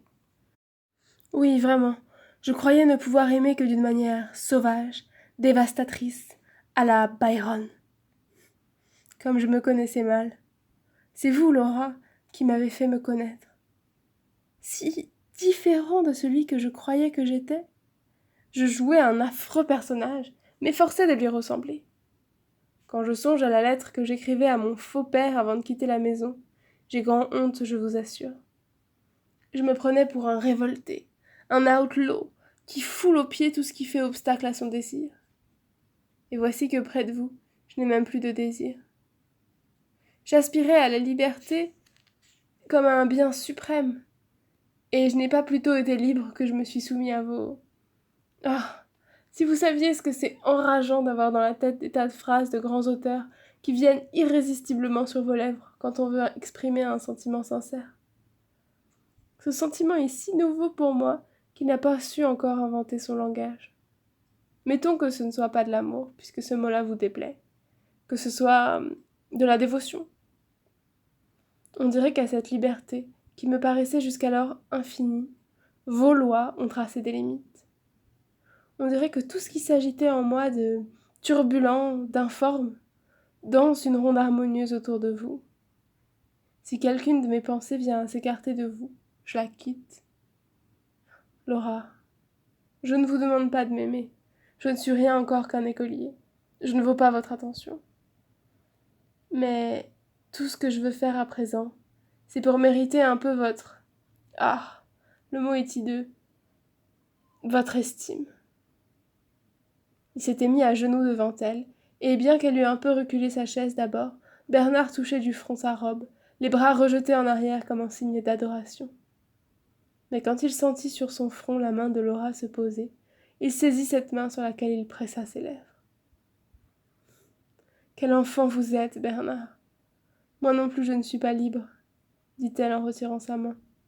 Tenez, lisez ceci. » Elle sortit de son corsage un papier froissé qu'elle tendit à Bernard. Bernard vit d'abord la signature. Ainsi qu'il le craignait, c'était celle de Félix Douvier. Un instant, il garda la lettre dans sa main sans la lire. Il levait les yeux vers Laura. Elle pleurait. Bernard sentit alors en son cœur encore une attache se rompre, un de ces liens secrets qui relient chacun de nous à soi-même, à son égoïste passé. Puis il lut. Ma Laura bien-aimée, au nom de ce petit enfant qui va naître et que je fais serment d'aimer autant que si j'étais son père, je te conjure de revenir. Ne crois pas qu'aucun reproche puisse accueillir ici ton retour. Ne t'accuse pas trop, car c'est de cela surtout que je souffre. Ne tarde pas. Je t'attends de toute mon âme qui t'adore et se prosterne devant toi. Bernard était assis à terre devant Laura, mais c'est sans la regarder qu'il lui demanda. « Quand avez-vous reçu cette lettre ?»« Ce matin. »« Je croyais qu'il ignorait tout. Vous lui avez écrit ?»« Oui. Je lui ai tout avoué. » « Édouard le sait-il ?»« Il n'en sait rien. » Bernard resta silencieux quelque temps, la tête basse, puis retourné vers elle de nouveau. « Et que comptez-vous faire à présent ? Me le demandez-vous vraiment ? Retourner près de lui ? C'est à côté de lui qu'est ma place. C'est avec lui que je dois vivre, vous le savez. » « Oui, » dit Bernard. Il y eut un très long silence. Bernard reprit. « Est-ce que vous croyez qu'on peut aimer l'enfant d'un autre autant que le sien propre ? Vraiment ? Je ne sais pas si je le crois, mais je l'espère. Pour moi, je le crois. Et je ne crois pas au contraire à ce qu'on appelle si bêtement la voix du sang. Oui, je crois que cette fameuse voix n'est qu'un mythe. J'ai lu que, chez certaines peuplades des îles de l'Océanie, c'est la coutume d'adopter les enfants d'autrui, et que ces enfants adoptés sont souvent préférés aux autres. Le livre disait, je m'en souviens fort bien, plus choyé. Savez-vous ce que je pense à présent ? Je pense que celui qui m'a tenu lieu de père n'a jamais rien dit, ni fait, qui laissa soupçonner que je n'étais pas son vrai fils. Qu'en lui écrivant comme j'ai fait que j'avais toujours senti la différence, j'ai menti. Qu'au contraire, il me témoignait une sorte de prédilection à laquelle j'étais sensible, de sorte que mon ingratitude envers lui est d'autant plus abominable. J'ai mal agi envers lui. Laura, mon amie, je voudrais vous demander, est-ce que vous trouvez que je devrais implorer son pardon, retourner près de lui ? Non, dit Laura. Pourquoi ? Si vous retournez près de Douvier, vous me le disiez tout à l'heure, ce qui est vrai pour l'un ne l'est pas pour l'autre. Je me sens faible, mais vous êtes fort. Monsieur Profitant Dieu peut vous aimer, mais si j'en crois ce que vous m'avez dit de lui, Vous n'êtes pas fait pour vous entendre. Ou du moins, attendez encore. Ne revenez pas à lui défait. Voulez-vous toute ma pensée? C'est pour moi et non pour lui que vous proposez cela. Pour obtenir ce que vous appeliez mon estime. Vous ne l'aurez, Bernard, que si je ne vous sens pas la chercher. Je ne peux vous aimer que naturel.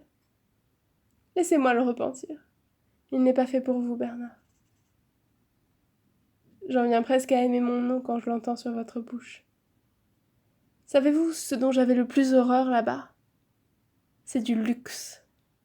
Tant de confort, tant de facilité. Je me sentais devenir anarchiste. À présent, au contraire, je crois que je tourne au conservateur. J'ai compris cela brusquement l'autre jour, à cette indignation qui m'a pris en entendant le touriste de la frontière parler du plaisir qu'il avait à frauder la douane. Voler l'État, c'est ne voler personne, disait-il. Par protestation, j'ai compris tout à coup ce que c'était que l'État. Et je me suis mise à l'aimer, simplement parce qu'on lui faisait du tort. Je n'avais jamais réfléchi à cela. L'État, ce n'est qu'une convention, disait-il encore. Quelle belle chose ce serait, une convention qui reposerait sur la bonne foi de chacun. Si seulement il n'y avait que des gens probes. Tenez, on me demanderait aujourd'hui quelle vertu me paraît la plus belle, je répondrais sans hésiter la probité.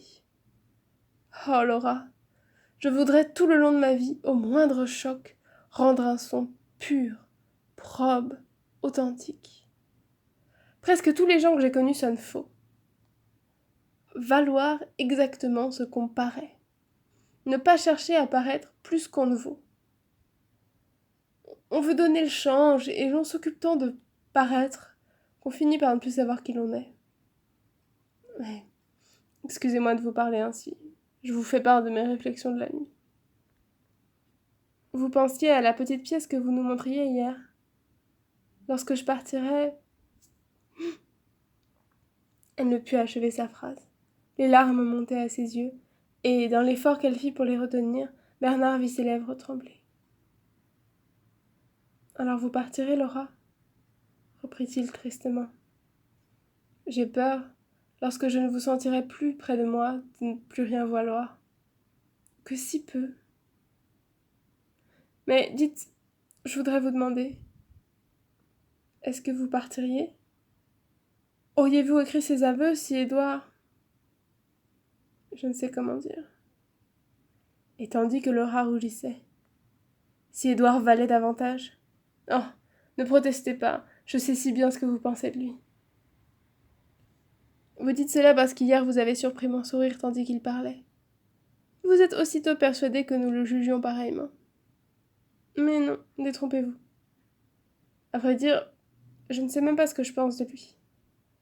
Il n'est jamais longtemps le même. Il ne s'attache à rien, mais rien n'est plus attachant que sa fuite. Vous le connaissez depuis trop peu de temps pour le juger. Son être se défait et se refait sans cesse. On croit le saisir. C'est Proté. Il prend la forme de ce qu'il aime. Et lui-même, pour le comprendre, il faut l'aimer. Vous l'aimez? Laura, ce n'est pas de Douvier que je me sens jaloux, ni de Vincent, c'est d'Édouard. Pourquoi jaloux? J'aime Douvier, j'aime Édouard, mais différemment. Si je dois vous aimer, ce sera d'un autre amour encore. Oh, Laura, Laura, vous n'aimez pas Douvier. Vous avez pour lui de l'affection, de la pitié, de l'estime. Ça n'est pas de l'amour. Je crois que le secret de votre tristesse, car vous êtes triste, Laura, c'est que la vie vous a divisé. L'amour n'a voulu de vous qu'incomplète. Vous répartissez sur plusieurs ce que vous auriez voulu donner à un seul. Pour moi, je me sens indivisible. Je ne puis me donner qu'en entier. Vous êtes trop jeune pour parler ainsi. Vous ne pouvez savoir déjà si vous aussi la vie ne vous divisera pas, comme vous dites. Je ne puis accepter de vous que cette dévotion que vous m'offrez. Le reste aura ses exigences, qui devront bien se satisfaire ailleurs. Serait-il vrai? Vous allez me dégoûter par avance, et de moi-même et de la vie. Vous ne connaissez rien de la vie. Vous pouvez tout attendre d'elle. Savez-vous quelle a été ma faute? De ne plus en attendre rien. C'est quand j'ai cru, hélas, que je n'avais plus rien à attendre, que je me suis abandonnée. J'ai vécu ce printemps à Pau comme si je ne devais plus en voir d'autres, comme si plus rien n'importait. Bernard, je puis vous le dire à présent que j'en suis punie. Ne désespérez jamais de la vie. Que sert de parler ainsi à un jeune être plein de flammes? Aussi bien ce que disait Laura ne s'adressait point à Bernard. À l'appel de sa sympathie, elle pensait devant lui, malgré à la voix haute. Elle était inhabile à feindre, inhabile à se maîtriser. Comme elle avait cédé d'abord à cet élan qui l'emportait dès qu'elle pensait à Édouard, et où se trahissait son amour, elle s'était laissée aller à certains besoins de sermonner, qu'elle tenait assurément de son père. Mais Bernard avait horreur des recommandations, des conseils, dussent-ils venir de Laura. Son sourire avertit Laura, qui reprit sur un ton plus calme. Pensez-vous demeurer le secrétaire d'Édouard à votre retour à Paris? Oui, s'il consent à m'employer. Mais il ne me donne rien à faire. Savez-vous ce qui m'amuserait? C'est d'écrire avec lui ce livre, que seul il n'écrira jamais. Vous le lui avez bien dit hier. Je trouve absurde cette méthode de travail qu'il nous exposait. Un bon roman s'écrit plus naïvement que cela. D'abord, il faut croire à ce que l'on raconte, ne pensez-vous pas? Et raconter, tout simplement. J'ai d'abord cru que je pourrais l'aider. S'il avait eu besoin d'un détective, j'aurais peut-être satisfait aux exigences de l'emploi. Il aurait travaillé sur les faits qu'aurait découvert ma police. Mais avec un idéologue, rien à faire. Près de lui, je me sens une âme de reporter. S'il s'entête dans son erreur, je travaillerai de mon côté. Il me faudrait gagner ma vie. J'offrirai mes services à quelque journal. Entre-temps, je ferai des vers. Car, près des reporters, assurément, faut vous sentir une âme de poète. Oh, ne vous moquez pas de moi. Je sais que je suis ridicule. Ne me le faites pas trop sentir. Restez avec Édouard. Vous l'aiderez. Et laissez-vous aider par lui. Il est bon. On entendit la cloche du déjeuner. Bernard se leva. Laura lui prit la main. Dites encore. Cette petite pièce que vous nous montriez hier. En souvenir de vous lorsque je partirai. Elle se raidit et cette fois put achever sa phrase. Voudriez-vous me la donner? Tenez, la voici. Prenez-la, dit Bernard. Chapitre 5. Journal d'Édouard. C'est ce qui arrive de presque toutes les maladies de l'esprit humain qu'on se flatte d'avoir guéri. On les répercute seulement, comme on dit en médecine, et on leur en substitue d'autres. Sainte-Beuve. Lundi 1, page 19. Je commence à entrevoir ce que j'appellerais le sujet profond de mon livre. Ce sera sans doute la rivalité du monde réel et de la représentation que nous nous en faisons. La manière dont le monde des apparences s'impose à nous et dont nous tentons d'imposer au monde extérieur notre interprétation particulière fait le drame de notre vie. La résistance des faits nous invite à transporter notre construction idéale dans le rêve, l'espérance, la vie future en laquelle notre croyance s'alimente de tous nos déboires dans celle-ci. Les réalistes parlent des faits, accommodent aux faits leurs idées. Bernard est un réaliste. Je crains de ne pouvoir m'entendre avec lui. Comment ai-je pu acquiescer lorsque Sophroniska m'a dit que je n'avais rien d'un mystique? Je suis tout prêt à reconnaître avec elle que, sans mysticisme, l'homme ne peut réussir rien de grand. Mais n'est-ce pas précisément mon mysticisme qu'incrimine Laura lorsque je lui parle de mon livre? Abandonnons-leur ce débat. Sophroniska m'a reparlé de Boris, qu'elle est parvenue, croit-elle, à confesser entièrement. Le pauvre enfant n'a plus en lui le moindre taillis, la moindre touffe où s'abriter des regards de la doctoresse. Il est tout débusqué.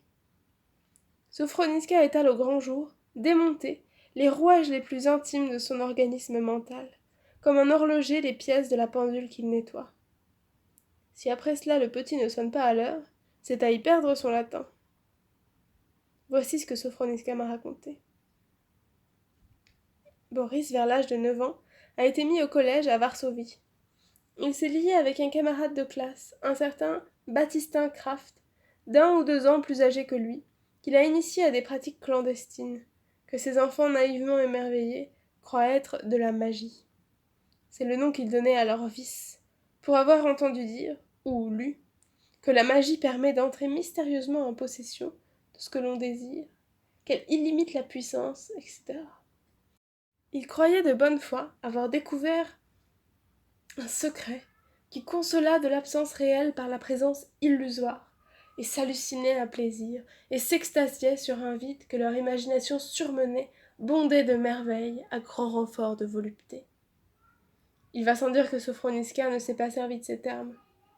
J'aurais voulu qu'elle me rapportât exactement ceux de Boris, mais elle prétend qu'elle n'est parvenue à démêler ce que dessus, dont elle m'a pourtant certifié l'exactitude, qu'à travers un fouillis de feintes, de réticences et d'imprécisions.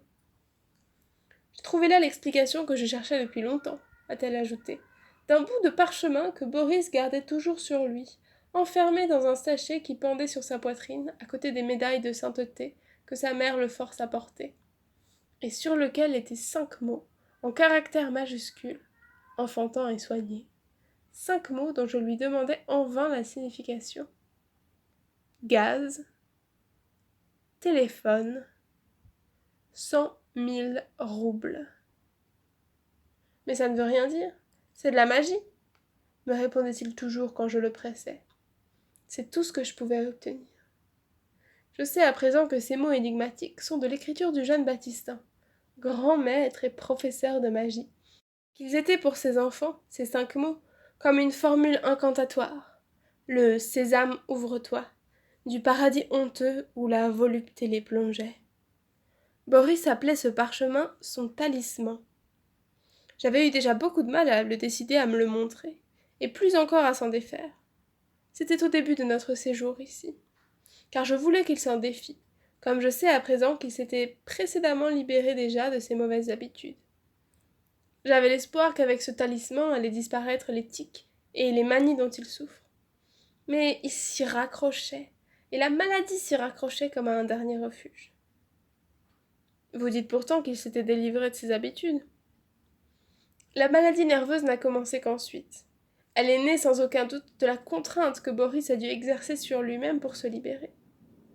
J'ai su par la suite que sa mère l'avait surpris un jour en train de faire de la magie, comme il dit.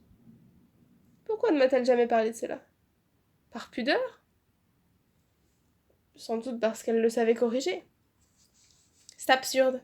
Et cela est cause que j'ai tâtonné si longtemps. Je vous ai dit que je croyais Boris parfaitement pur. Vous m'avez même dit que c'était cela qui vous gênait. Voyez si j'avais raison. La mère aurait dû m'avertir. Boris serait déjà guéri si j'avais pu aussitôt y voir clair. Vous disiez que ces malaises n'ont commencé qu'ensuite. Je dis qu'ils sont nés par protestation. Sa mère l'a grondé, supplié, sermonné, j'imagine. La mort du père est survenue. Boris s'est persuadé que ces pratiques secrètes, qu'on lui peignait comme si coupables, avaient reçu leur châtiment. Il s'est tenu pour responsable de la mort de son père. Il s'est cru criminel, damné. Il a pris peur. Et c'est alors que, comme un animal traqué, son organisme débile a inventé cette quantité de petits subterfuges où se purge sa peine intime, qui sont comme autant d'aveux. Si je vous comprends bien, vous estimez qu'il eût été moins préjudiciable pour Boris de continuer à se livrer tranquillement à la pratique de sa magie? Je crois qu'il n'était pas nécessaire pour l'en guérir de l'effrayer. Le changement de vie, qu'entraînait la mort de son père, eût suffi sans doute à l'en distraire, et le départ de Varsovie à le soustraire à l'influence de son ami. On n'obtient rien de bon par l'épouvante. Quand j'ai su ce qui en était, lui reparlant de tout cela et revenant sur le passé, je lui ai fait honte d'avoir pu préférer la possession de biens imaginaires à celle des biens véritables, qui sont, lui ai-je dit, la récompense d'un effort. Loin de chercher à noircir son vice, je le lui ai représenté simplement comme une des formes de la paresse. Et je crois en effet que c'en est une, la plus subtile, la plus perfide. Je me souvins à ces mots de quelques lignes de La Rochefoucauld que je voulus lui montrer, et bien que j'eusse pu les lui citer de mémoire, J'allai chercher le petit livre des maximes, sans lequel je ne voyage jamais. Je lui lus. De toutes les passions, celle qui est la plus inconnue à nous-mêmes, c'est la paresse. Elle est la plus ardente et la plus maligne de toutes, quoique sa violence soit insensible et que les dommages qu'elle cause soient très cachés. Le repos de la paresse est un charme secret de l'âme qui suspend soudainement les plus ardentes poursuites et les plus opiniâtres résolutions. Pour donner enfin la véritable idée de cette passion, il faut dire que la paresse est comme une béatitude de l'âme, qui la console de toutes ses pertes et qui lui tient lieu de tous les biens. Prétendez-vous, me dit alors Sophroniska, que La Rochefoucauld, en écrivant ceci, ait voulu insinuer ce que nous disions ? Il se peut, mais je ne le crois pas. Nos auteurs classiques sont riches de toutes les interprétations qu'ils permettent. Leur précision est d'autant plus admirable qu'elle ne se prétend pas exclusive. Je lui ai demandé de me montrer ce fameux talisman de Boris. Elle m'a dit qu'elle ne l'avait plus, qu'elle l'avait donné à quelqu'un qui s'intéressait à Boris et qui lui avait demandé de le lui laisser en souvenir. Un certain monsieur Strouvilou, que j'ai rencontré ici quelque temps avant votre arrivée. J'ai dit à Sophroniska que j'avais vu ce nom sur le registre de l'hôtel, que j'avais connu dans le temps un Strouvilou, et que j'aurais été curieux de savoir si c'était le même. À la description qu'elle m'a faite de lui, on ne pouvait pas s'y tromper. Mais elle n'a rien su me dire à son sujet qui satisfit ma curiosité. J'ai su seulement qu'il était très aimable, très empressé, qu'il lui paraissait fort intelligent, mais un peu paresseux lui-même. Si j'ose encore employer ce mot, a-t-elle ajouté en riant. Je lui ai raconté à mon tour ce que je savais de Strouvilou, et cela m'a amené à lui parler de la pension où nous nous étions rencontrés, des parents de Laura, qui de son côté lui avait fait ses confidences, du vieux Lapérouse enfin, des liens de parenté qui l'attachaient au petit Boris, et de la promesse que je lui avais faite en le quittant de lui amener cet enfant. Comme Sophroniska m'avait dit précédemment qu'elle ne croyait pas souhaitable que Boris continuât à vivre avec sa mère. « Que ne le mettez-vous en pension chez les Azaïs » ai-je demandé. En suggérant cela, je songeais surtout à l'immense joie du grand-père, savoir Boris tout près de lui, chez des amis, où il pourrait le voir à son gré. Mais je ne puis croire que de son côté, le petit n'y soit bien. Sophroniska m'a dit qu'elle allait y réfléchir, au demeurant extrêmement intéressée par tout ce que je venais de lui apprendre. Sophroniska va, répétant que le petit Boris est guéri. Cette cure doit corroborer sa méthode, mais je crains qu'elle l'anticipe un peu. Naturellement, je ne veux pas la contredire, et je reconnais que les tics, les gestes repentirs, les réticences du langage ont à peu près disparu. Mais il me semble que la maladie s'est simplement réfugiée dans une région plus profonde de l'être, comme pour échapper au regard inquisiteur du médecin, et que c'est à présent l'âme même qui est atteinte. De même qu'à l'onanisme avaient succédé les mouvements nerveux, ceci cède à présent à je ne sais quelle transe invisible. Sophroniska s'inquiète, il est vrai, de voir Boris, à la suite de Bronia, précipité dans une sorte de mysticisme puéril. Elle est trop intelligente pour ne comprendre point que cette nouvelle béatitude de l'âme que recherche à présent Boris n'est pas très différente après tout de celle qu'il provoquait d'abord par artifice, et que, pour être moins dispendieuse, moins ruineuse pour l'organisme, elle ne le détourne pas moins de l'effort et de la réalisation. Mais lorsque je lui en parle, elle me répond que des âmes comme celles de Boris et de Bronia ne peuvent se passer d'un aliment chimérique, et que s'il leur était enlevé, elles succomberaient, Bronia dans le désespoir et Boris dans un matérialisme vulgaire. Elle estime en outre qu'elle n'a pas le droit d'abîmer la confiance de ses petits, et bien que tenant leurs croyances pour mensongères, elle veut y voir une sublimation des instincts bas, une postulation supérieure, une incitation, une préservation, que sais-je. Sans croire elle-même au dogme de l'Église, elle croit à l'efficacité de la foi. Elle parle avec émotion de la piété de ses deux enfants, qui lisent ensemble l'Apocalypse et s'exaltent et conversent avec les anges et revêtent leur âme de suaire blanc. Comme toutes les femmes, elle est pleine de contradictions. Mais elle avait raison, je ne suis décidément pas un mystique, non plus qu'un paresseux. Je compte beaucoup sur l'atmosphère de la pension Azaïs et de Paris pour faire de Boris un travailleur, pour le guérir enfin de la recherche des biens imaginaires. C'est là pour lui qu'il salue. Sophroniska se fait, je crois, à l'idée de me le confier. Mais sans doute l'accompagnera-t-elle à Paris, désireuse de veiller elle-même à son installation chez les Azaïs, et par là de rassurer la mère, dont elle se fait fort de remporter l'assentiment. Chapitre 6. D'Olivier à Bernard. Il y a de certains défauts qui, bien mis en œuvre, brillent plus que la vertu même. La Rochefoucauld. Cher vieux, que je te dise d'abord que j'ai bien passé mon bachot, mais ceci n'a pas d'importance. Une occasion unique s'offrait à moi de partir en voyage. Je balançais encore, mais, après lecture de ta lettre, j'ai sauté dessus. Une légère résistance de ma mère d'abord, mais dont a vite triomphé Vincent, qui s'est montré d'une gentillesse que je n'espérais pas de lui. Je ne puis croire que, dans la circonstance à laquelle ta lettre fait allusion, il ait agi comme un mufle. Nous avons à notre âge une fâcheuse tendance à juger les gens trop sévèrement et à condamner sans appel. Bien des actes nous paraissent répréhensibles, odieux même, simplement parce que nous n'en pénétrons pas suffisamment les motifs. Vincent n'a pas... Mais ceci m'entraînerait trop loin, et j'ai trop de choses à te dire. Sache que c'est le rédacteur en chef de la nouvelle revue Avant-Garde qui t'écrit.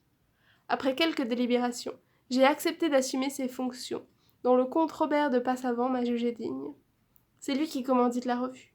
Mais il ne tient pas trop à ce qu'on le sache, et sur la couverture, c'est mon nom seul qui figurera. Nous commencerons à paraître en octobre. Tâche de m'envoyer quelque chose pour le premier numéro. Je serais désolée que ton nom ne brillât pas à côté du mien dans le premier sommaire. Passavant voudrait que, dans le premier numéro, paraisse quelque chose de très libre et d'épicé, parce qu'il estime que le plus mortel reproche que puisse encourir une jeune revue, c'est d'être pudibonde. Je suis assez de son avis. Nous en causons beaucoup. Il m'a demandé d'écrire cela et m'a fourni le sujet assez risqué d'une courte nouvelle. Ça m'ennuie un peu à cause de ma mère que ça risque de peiner, mais tant pis. Comme dit Passavant, plus on est jeune, moins le scandale est compromettant. C'est de Vizzavone que je t'écris. Vizzavone est un petit patelin à mi-flanc d'une des plus hautes montagnes de la Corse, enfoui dans une épaisse forêt. L'hôtel où nous habitons est assez loin du village et sert aux touristes comme point de départ pour des excursions. Il n'y a que quelques jours que nous y sommes. Nous avons commencé par nous installer dans une auberge, non loin de l'admirable baie de Porto, absolument déserte, où nous descendions nous baigner le matin, et où l'on peut vivre à loisir tout le long du jour. C'était merveilleux. Mais il faisait trop chaud, et nous avons dû gagner la montagne. Passavant est un compagnon charmant. Il n'est pas du tout entiché de son titre. Il veut que je l'appelle Robert, et il a inventé de m'appeler Olive. Dis, si c'est pas charmant. Il fait tout pour me faire oublier son âge, et je t'assure qu'il y parvient. Ma mère était un peu effrayée de me voir partir avec lui, car elle le connaissait à peine. J'hésitais par crainte de la chagriner. Avant ta lettre, j'avais même presque renoncé.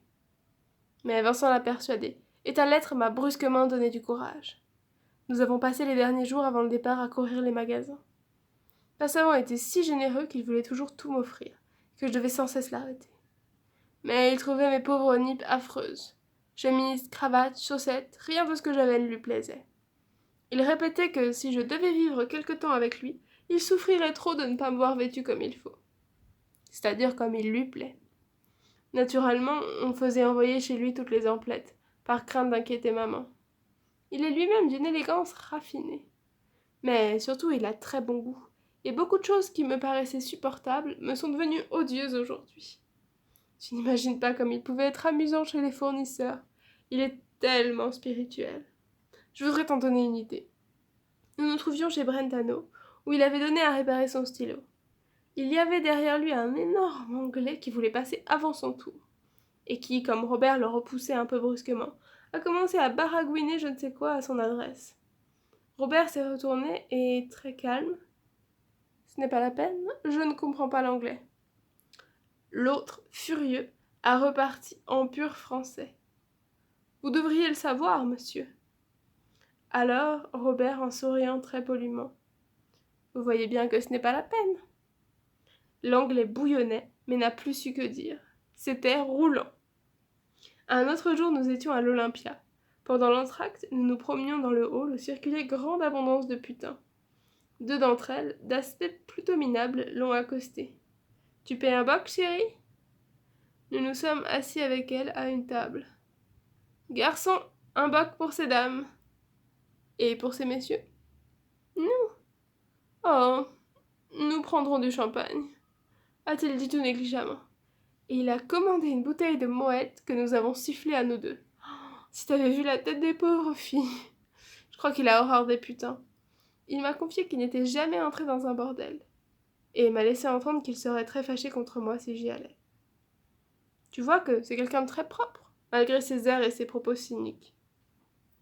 Comme lorsqu'il dit qu'en voyage, il appelle journée morne celle où il n'a pas rencontré before lunch au moins 5 personnes avec qui il désirait coucher. Je dois te dire entre parenthèses que je n'ai pas recommencé. Tu m'entends? Il a une façon de moraliser qui est tout à fait amusante et particulière. Il m'a dit l'autre jour « Vois-tu mon petit, l'important dans la vie, c'est de ne pas se laisser entraîner. Une chose en amène une autre et puis on ne sait plus où l'on va. Ainsi, j'ai connu un jeune homme très bien qui devait épouser la fille de ma cuisinière. Une nuit, il est entré par hasard chez un petit bijoutier. Il l'a tué. Et après, il l'a volé. Et après, il a dissimulé. Tu vois où ça mène? La dernière fois que je l'ai revu, il était devenu menteur. Fais attention. Il est tout le temps comme ça. C'est-à-dire que je m'embête pas. Nous étions partis avec l'intention de travailler beaucoup, mais jusqu'à présent, nous n'avons guère fait que nous baigner, nous laisser sécher au soleil et bavarder. Il a surtout des opinions et des idées extrêmement originales. Je le pousse tant que je peux à écrire certaines théories tout à fait neuves qu'il m'a exposées sur les animaux marins des bas-fonds et ce qu'il appelle les lumières personnelles, qui leur permettent de se passer de la lumière du soleil, qu'il assimile à celle de la grâce et de la révélation. Exposé en quelques mots comme je fais, ça ne peut rien dire, mais je t'assure que lorsqu'il en parle, c'est intéressant comme un roman. On ne sait pas d'ordinaire qu'il est très calé en histoire naturelle, mais il met une sorte de coquetterie à cacher ses connaissances. C'est ce qu'il appelle ses bijoux secrets. Il dit qu'il n'y a que les rastas qui se plaisent à étaler aux yeux de tous leur parure, surtout quand celle-ci est en toque. Il sait admirablement se servir des idées, des images, des gens, des choses, c'est-à-dire qu'il met tout à profit. Il dit que le grand art de la vie, ce n'est pas tant de jouir que d'apprendre à tirer parti. J'ai écrit quelques vers, mais je n'en suis pas assez content pour te les envoyer. Au revoir, mon vieux. En octobre, tu me trouveras changé, moi aussi. Je prends chaque jour un peu plus d'assurance. Je suis heureux de te savoir en Suisse, mais tu vois que je n'ai rien à t'envier. Olivier. Bernard tendit cette lettre à Édouard qui la lut sans laisser rien paraître des sentiments qu'elle agitait en lui. Tout ce qu'Olivier racontait si complaisamment de Robert l'indignait et achevait de le lui faire prendre en haine. Surtout, il s'affectait de n'être même pas nommé dans cette lettre et qu'Olivier sembla l'oublier. Il fit de vains efforts pour déchiffrer, sous une épaisse rature, les 3 lignes écrites en post-scriptum et que voici. Dis à l'oncle E que je pense à lui constamment, que je ne puis pas lui pardonner de m'avoir plaqué et que j'en garde au cœur une blessure mortelle. Ces lignes étaient les seules sincères de cette lettre de parade, toutes dictées par le dépit. Olivier les avait barrées. Édouard avait rendu à Bernard l'affreuse lettre. Sans souffler mot, Bernard l'avait reprise. J'ai dit qu'ils ne se parlaient pas beaucoup. Une sorte de contrainte étrange, inexplicable, pesait sur eux aussitôt qu'ils se retrouvaient seuls. Je n'aime pas ce mot inexplicable, et ne l'écris ici que par insuffisance provisoire. Mais ce soir, retirés dans leur chambre, et tandis qu'ils s'apprêtaient pour la nuit, Bernard, dans un grand effort et la gorge un peu contractée, demanda « Laura vous a montré la lettre qu'elle a reçue de Douvier ?» Je ne pouvais douter que Douvier ne prît la chose comme il faut, dit Édouard en se mettant au lit. C'est quelqu'un de très bien. Un peu faible, peut-être, mais tout de même très bien. Il va adorer cet enfant, j'en suis sûre. Et le petit sera sûrement plus robuste qu'il n'aurait su le faire lui-même, car il ne m'a pas l'air bien costaud. Bernard aimait Laura beaucoup trop pour n'être pas choqué par la désinvolture d'Édouard. Il n'en laissa néanmoins rien paraître. « Allons, reprit Édouard en éteignant sa bougie. Je suis heureux de voir se terminer pour le mieux cette histoire, qui paraissait sans autre issue que le désespoir. Ça arrive à n'importe qui de faire un faux départ. L'important, c'est de ne pas s'entêter. Évidemment, dit Bernard pour éluder la discussion. Il faut bien que je vous avoue, Bernard, que je crains d'en avoir fait un avec vous. Un faux départ? Ma foi, oui. Malgré toute l'affection que j'ai pour vous, je me persuade depuis quelques jours que nous ne sommes pas faits pour nous entendre et que... Il hésita quelques instants, chercha ses mots. De m'accompagner plus longtemps vous fourvoie. Bernard pensait de même, aussi longtemps qu'Édouard n'avait pas parlé. Mais Édouard ne pouvait certes rien dire de plus propre à ressaisir Bernard. L'instinct de contradiction l'emportant, celui-ci protesta. Vous ne me connaissez pas bien, et je ne me connais pas bien moi-même. Vous ne m'avez pas mis à l'épreuve. Si vous n'avez aucun grief contre moi, puis-je vous demander d'attendre encore? J'admets que nous ne nous ressemblons guère. Mais je pensais, précisément, qu'il valait mieux pour chacun de nous deux que nous ne nous ressemblions pas trop. Je crois que, si je puis vous aider, c'est surtout par mes différences, parce que je vous apporterai de neuf. Si je m'abuse, il sera toujours temps de m'en avertir. Je ne suis pas type à me plaindre, ni à récriminer jamais. Mais écoutez, voici ce que je vous propose. C'est peut-être idiot. Le petit Boris, si j'ai bien compris, doit entrer à la pension Vedel à Zaïs. Sophroniska ne vous exprimait-elle pas ses craintes qu'il s'y sentit un peu perdu? Si je m'y présentais moi-même, avec la recommandation de Laura, ne puis-je espérer d'y trouver un emploi? De surveillant, de pion, que sais-je? J'ai besoin de gagner ma vie. Pour ce que je ferai là-bas, je ne demanderai pas grand-chose. Le vivre et le couvert me suffiraient. Sophroniska me témoigne de la confiance, et Boris s'entend bien avec moi. Je le protégerai, l'aiderai, me ferai son précepteur, son ami. Je resterai à votre disposition, cependant, travaillerai pour vous entre-temps et répondrai au moindre signe. Dites, que pensez-vous de cela? Et comme pour donner à cela plus de poids, il ajouta. J'y pense depuis 2 jours. Ce qui n'était pas vrai. S'il ne venait pas d'inventer ce beau projet à l'instant même, il en eût déjà parlé à Laura.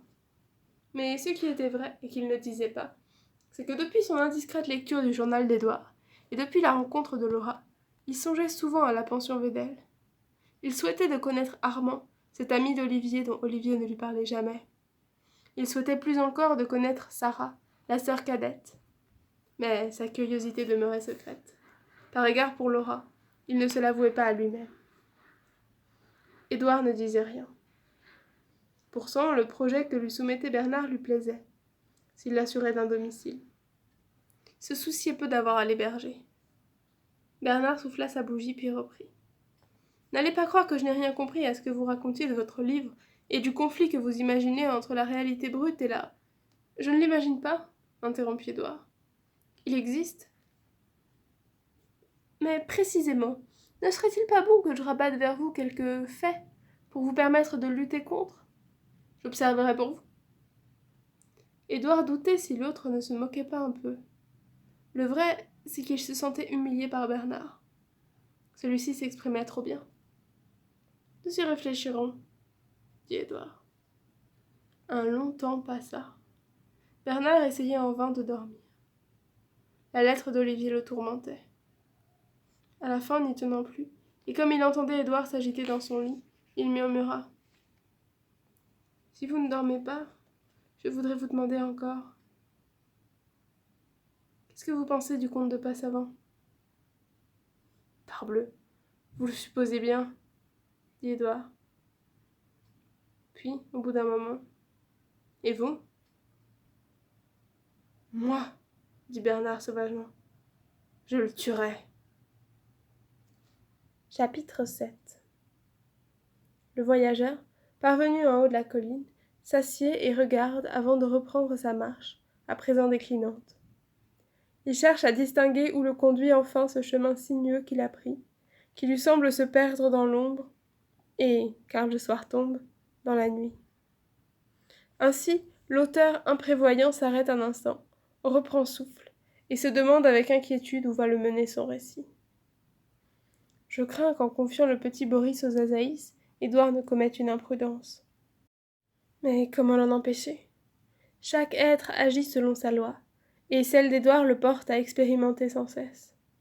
Il a bon cœur, assurément, Mais souvent je préférerais, pour le repos d'autrui, le voir agir par intérêt, car la générosité qu'il entraîne n'est souvent que la compagne d'une curiosité qui pourrait devenir cruelle. Il connaît la pension Azaïs, il sait l'air empesté qu'on y respire, sous l'étouffant couvert de la morale et de la religion. Il connaît Boris, sa tendresse, sa fragilité. Il devrait prévoir à quel froissement il l'expose. Mais il ne consent plus à considérer que la protection, le renfort et l'appui que la précaire pureté de l'enfant peut trouver dans l'austérité du vieil Azaïs. À quel sophisme prête-t-il l'oreille? Le diable assurément les lui souffle, car il ne les écouterait pas, venus d'autrui. Édouard m'a plus d'une fois irrité, lorsqu'il parle de Douvier par exemple, indigné même. J'espère ne l'avoir pas trop laissé voir, mais je puis bien le dire à présent. Sa façon de se comporter avec Laura, si généreuse parfois, m'a paru parfois révoltante. Ce qui ne me plaît pas chez Édouard, ce sont les raisons qu'il se donne. Pourquoi cherche-t-il à se persuader à présent qu'il conspire au bien de Boris? Mentir aux autres, passe encore. Mais à soi-même? Le torrent qui noie un enfant prétend-il lui porter à boire? Je ne nie pas qu'il y ait de par le monde des actions nobles, généreuses et même désintéressées. Je dis seulement que derrière le plus beau motif, souvent se cache un diable habile, et qui sait tirer gain de ce qu'on croyait lui ravir. Profitons de ce temps d'été qui disperse nos personnages pour les examiner à loisir. Aussi bien sommes-nous à ce point médian de notre histoire, où son allure se ralentit et semble prendre un élan neuf pour bientôt précipiter son cours. Bernard est assurément beaucoup trop jeune encore pour prendre la direction d'une intrigue. Il se fait fort de préserver Boris. Il pourra l'observer tout au plus.